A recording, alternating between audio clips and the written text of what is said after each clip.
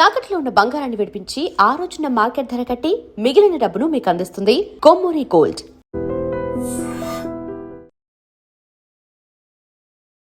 నమస్తే, welcome to I dream talking point with కవిత.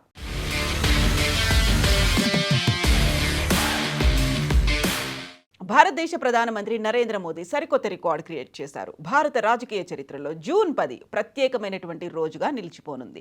కేంద్రంలో నరేంద్ర మోదీ నాయకత్వంలోని ప్రభుత్వం 12 ఏళ్ల పాలనను పూర్తి చేసుకుంది. అంతేకాదు, దేశ తొలి ప్రధాని జవహర్లాల్ నెహ్రూ పేరిట ఉన్నటువంటి ఒక కీలకమైనటువంటి రికార్డును కూడా అధిగమించారు ప్రధానమంత్రి నరేంద్ర మోదీ. ఎన్నికల ద్వారా ప్రజల మద్దతుతో వరుసగా ప్రధానిగా అత్యధిక కాలం కొనసాగినటువంటి నాయకుడిగా మోదీ కొత్త చరిత్ర సృష్టించారు.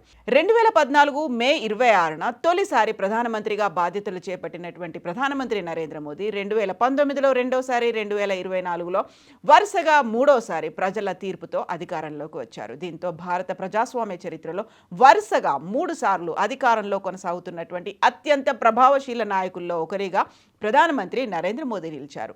ఎన్డీఏ కూటమి అధికారంలోకి వచ్చినప్పటి నుంచి మోదీనే ప్రధానిగా కొనసాగుతున్నారు. వరుసగా 3 సార్లు ప్రధాని పీఠంపై ఆయన కూర్చున్నారు. అత్యధిక కాలం ప్రధానిగా ఉన్నటువంటి నేతగా రికార్డు సృష్టించారు. ప్రధానమంత్రి నరేంద్ర మోదీ రాజకీయ ప్రస్థానం రాష్ట్ర ముఖ్యమంత్రిగా మొదలైంది. నరేంద్ర మోదీ రాజకీయ ప్రయాణం అనేది గుజరాత్ ముఖ్యమంత్రిగా ప్రారంభమైంది. 2001 నుంచి 2014 వరకు ఆయన గుజరాత్ సీఎంగా పనిచేశారు. అనంతరం దేశ ప్రధానిగా బాధ్యతలను స్వీకరించారు. సీఎంగా, పీఎంగా ఆయన ప్రభుత్వాధినేతగా కొనసాగినటువంటి కాలం ఇప్పటికే పలు రికార్డులని అధిగమించింది. సిక్కిం మాజీ ముఖ్యమంత్రి పవన్ కుమార్ చామ్లింగ్ పేరిట ఉన్నటువంటి సుదీర్ఘమైనటువంటి పాలనా రికార్డును కూడా మోదీ ఈ ఏడాది అధిగమించారు. దీంతో ఎన్నికైనటువంటి ప్రభుత్వాధినేతగా అత్యధిక కాలం బాధ్యతలు నిర్వహించినటువంటి నాయకుడిగా ఆయన ప్రత్యేక గుర్తింపును సంపాదించారు. దీంతో పాటుగా నెహ్రూ రికార్డుని కూడా అధిగమించారు ప్రధానమంత్రి నరేంద్ర మోదీ. స్వతంత్ర భారతదేశ తొలి ప్రధానమంత్రి జవహర్లాల్ నెహ్రూ 1952లో ఎన్నికైనటువంటి సంవత్సరం. అప్పుడు సార్వత్రిక ఎన్నికల అనంతరం ఆయన ప్రధానమంత్రిగా బాధ్యతలు స్వీకరించారు. అప్పటి నుంచి 1964 వరకు నెహ్రూ కొనసాగారు. ఎన్నికైనటువంటి ప్రధానిగా ఆయన పదవీ కాలం 4398 రోజులు. ప్రధానమంత్రి నరేంద్ర మోదీ 2014 మే 26 నుంచి నిరంతరాయంగా ప్రధానిగా కొనసాగుతున్నారు. జూన్ 10తో అంటే ఈ రోజుతో ఆయన ఎన్నికైనటువంటి ప్రధానిగా 4399 రోజులు పూర్తి చేసుకుని నెహ్రూ రికార్డ్ని అధిగమించారు మోదీ. దీంతో ప్రజల ఓట్లతో ఎన్నికై వరుసగా అత్యధిక కాలం ప్రధానిగా పనిచేసినటువంటి నేతగా మోదీ పేరు చరిత్రలో నమోదవనుంది. ప్రజల మద్దతుతో వరుసగా 3 ఎన్నికల్లో విజయాలు సాధించడం కూడా ఆయన రాజకీయ ప్రస్థానంలో ప్రత్యేకంగా నిలిచింది. ఇప్పటిదాకా ఎన్నికైనటువంటి ప్రధానిగా వరుసగా అత్యధిక కాలం కొనసాగినటువంటి నాయకుల జాబితాలో మాజీ ప్రధాని ఇందిరాగాంధీ 3వ స్థానంలో ఉన్నారు. 1966 జనవరి 24 నుంచి 1977 మార్చి 24 వరకు వరుసగా 4077 రోజుల పాటు ప్రధానమంత్రిగా ఇందిరాగాంధీ సేవలందించారు.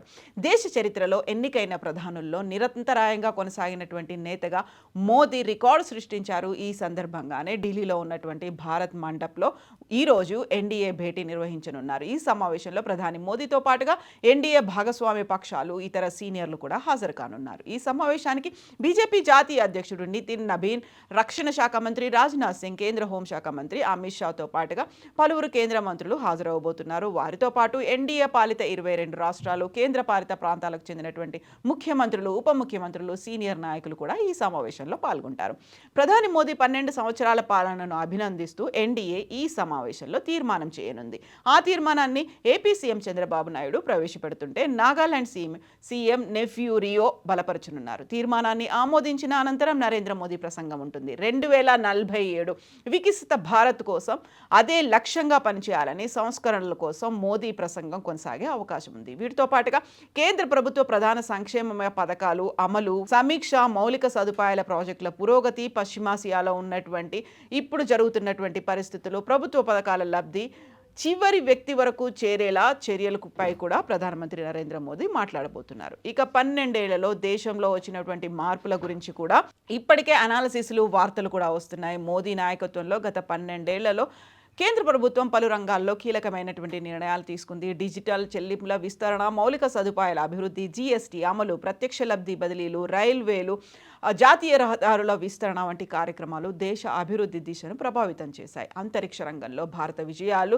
సెమీకండక్టర్ల తయారీపై దృష్టి, తయారీ రంగానికి ప్రోత్సాహం, స్టార్టప్ వ్యవస్థ బలోపేతం వంటి అంశాలు కూడా ఈ 12 ఏళ్ల కాలంలో ప్రధానంగా నిలిచాయి. విదేశాంగ విధానంలో భారత్కు అంతర్జాతీయ వేదికలపై మరింత ప్రాధాన్యం లభించిందని కేంద్ర ప్రభుత్వం పేర్కొంటోంది.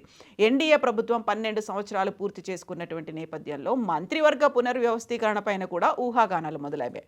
బీజేపీ అధ్యక్షుడు నితిన్ నబీన్ నేతృత్వంలోని కొంతమంది మంత్రులను తీసుకునే అవకాశం ఉన్నట్లుగా జోరుగా ప్రచారం సాగుతోంది. ఇక 3 పర్యాయాలు ప్రధానిగా కొనసాగుతున్నటువంటి మోదీకి ప్రపంచ దేశాలు శుభాకాంక్షలు కూడా తెలియజేశాయి. ఐ డ్రీమ్ కూడా మోదీకి శుభాకాంక్షలు తెలియజేస్తోంది. 12 ఏళ్ల మోదీ పాలన గురించి మీరేమనుకుంటున్నారో కామెంట్స్ రూపంలో తెలియజేయండి.